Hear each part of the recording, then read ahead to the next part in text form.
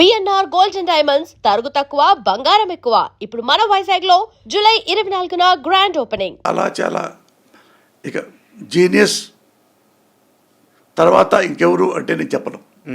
అంత జీనియస్ అతను రామ్ గోపాల్ వర్మ. అది హిట్ ఫ్లాప్ గురించి పట్టించుకోకర్లా. అట్లానే నా ఫ్లాప్ అయితే నేనే అన్నాను ఫ్లాప్ అయిన తర్వాత ఇంకో డైరెక్టర్ ఒక ప్రొడ్యూసర్ ఇంటికి వచ్చాడు.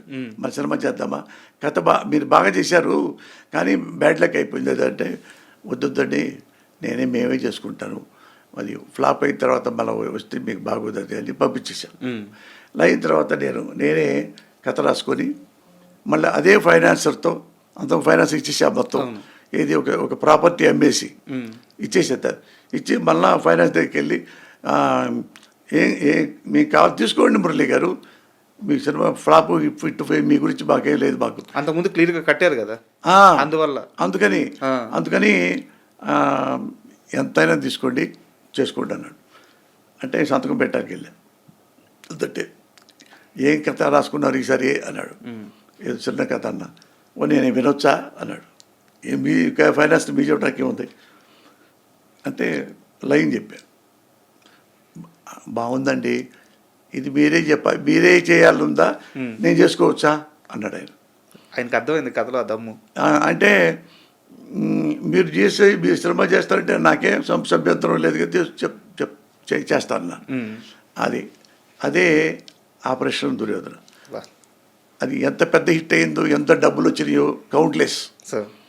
అవును. అండ్ మరి అంత మంచి అంటే ఇప్పటికీ ఆపరేషన్ దుర్యోధనకి ఒక ప్రత్యేకత ఉంది. కరెక్ట్. అంటే ఎందుకుందంటే ఆపరేషన్ దుర్యోధన అన్ని సెంటర్లో ఆల్మోస్ట్ 100 రోజులు ఆడింది. తెలుగు సినిమా ఇండస్ట్రీలో లాస్ట్ సినిమా 100 రోజులు ఆడిన సినిమా నా సినిమా ఆపరేషన్ దుర్యోధన. అప్పటి నుంచి ఇప్పటిదాకా 100 సినిమా లేదు 100 రోజులు. తర్వాత ట్రెండే లేకుండా ఎవరి 100 రోజులు లేవు. అదొకటే లాస్ట్ 100 days సినిమా. అలాంటి గొప్ప సినిమా. ఇప్పుడు ఎన్నో వాగాడే. ఆపరేషన్ దుర్యోధనలో ఒక్క బటన్ కూడా చెల్లడవాడు. బటన్ కూడా అన్నం పెట్టా.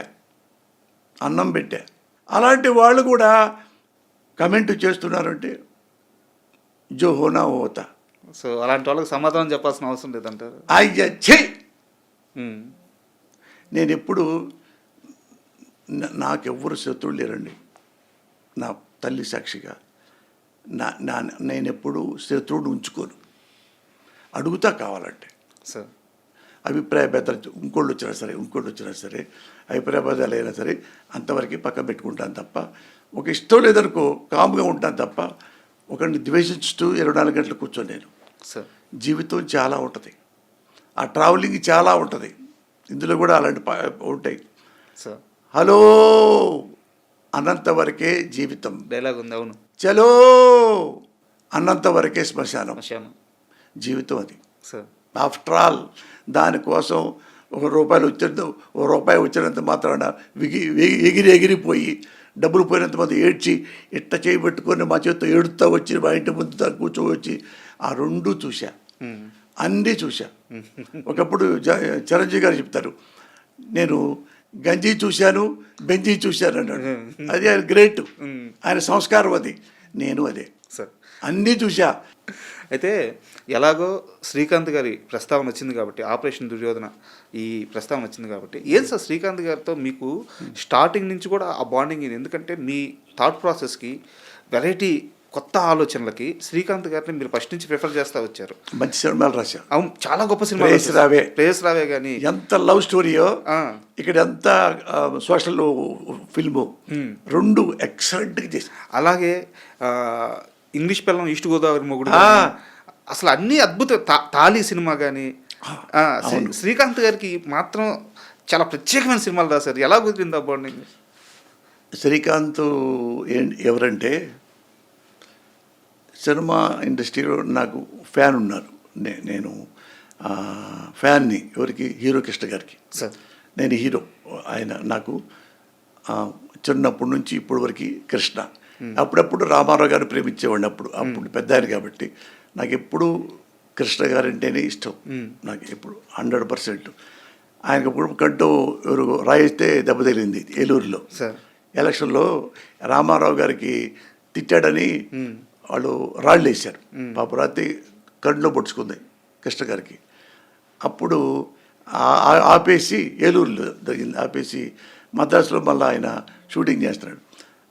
మేము చూడటానికి వెళ్ళాము కన్ను ఎట్టుందో అని గుంటూరు నుండి వెళ్తే సార్ నమస్కారం సార్, నమస్కారం నేను కృష్ణమూర్తి ఏ ఊరు, అదే సార్ కాక పెద్ద కాకలే సార్ అండి.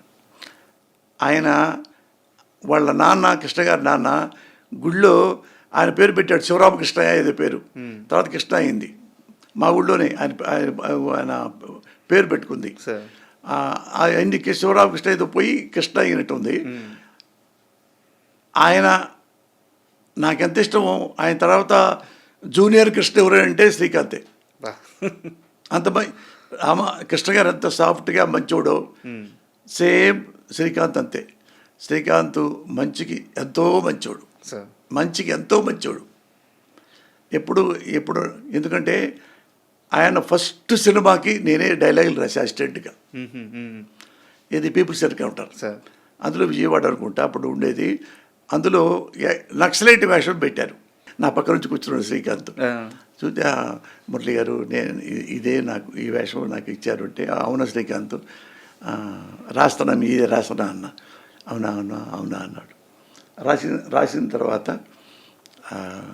నేను చెప్పా చాలా బాగుంది మురళి గారు అన్నాడు. అది చెప్పా. ఆయన ఫస్ట్ డైలాగు, ఏరి పారేయడానికి బేలు రాళ్ళు కాదు మిస్టర్, తూర్పు నుండి పడమరకి, పడమర నుంచి తూర్పుకి మార్చింగ్ చేస్తూ ప్రపంచానికి పహారాగా వస్తున్న సూర్యుడు నక్సలైట్. ఫస్ట్ డైలాగే అది ఎక్సలెంట్గా చెప్పాడు అతను కూడా. అంటే అతను అగ్రెసివ్గా ఉంటాడు, లుక్ వరకు అతను కోపం ఉన్నప్పుడు కోపంగా ఉంటాడు, నిజంగా కోపంలాగా ఉంటాడు, నిజంగా ఇన్నోసెంట్గా లాగా కూడా ఉంటాడు. అది ఆ డైలాగు మంచి డైలాగు. ఈ డైలాగు మా వాళ్ళు గాంధీ గారిలాగా సత్యాగ్రహం చేయరు, నిప్పులు చెప్పుకుంటూ వస్తారు, నిప్పు సత్యాగ్రహం చేస్తారు అనగానే బాంబు బ్లాస్ట్ అవుద్ది. అయితే శ్రీకాంత్ గారి గురించి మాట్లాడదాం, ఇంకా క్వశ్చన్స్ ఉన్నాయి. ఇప్పుడు ఎప్పుడో 35 సంవత్సరాల క్రితం రాసిన డైలాగ్ని అలవోకగా చెప్పారు కదా, మీ ఫోన్ నెంబర్ చెప్పండి. తెలీదు, అదేది నా సీన్ అది. అందరూ ఏందని చెప్పంటావు, దీనికి కథ ఉంది. 2000 ఎప్పుడు కొన్నారు సార్ ఫోన్? నోకియా. ఇప్పుడు లేదనుకుంటా అసలు ఆ ఫోను. నోకియా పుట్టినప్పుడు తీసుకున్నా. నాకు ల్యాండ్ అంటే ఇష్టం, నాకు ల్యాండ్ ఫోన్ అంటే సింపుల్గా ఉండాలి అని.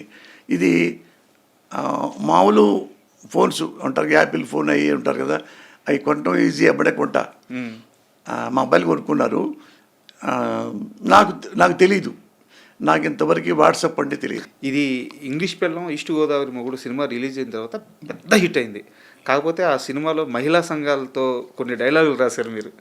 ఆ రోజుల్లో చాలా పెద్ద ఇష్యూ అయింది కదా, అది పేపర్లో ఆర్టికల్ కూడా వచ్చినట్టుంది. అది దానికి 70 సర్సర్కట్లే పోయింది. 70 సెన్సార్ కట్ల. అది లేకపోయి ఉంటే సినిమా బాగుండేది. ఇంకా ఇది ఒక ట్రాక్ తీసి పారేశారు.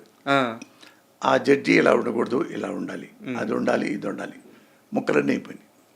అప్పటికే అది చాలా, అప్పుడు అయ్యో చాలా అయిపోయింది నాకు అలా. అంటే అది తీసేదాకా ఆపలా.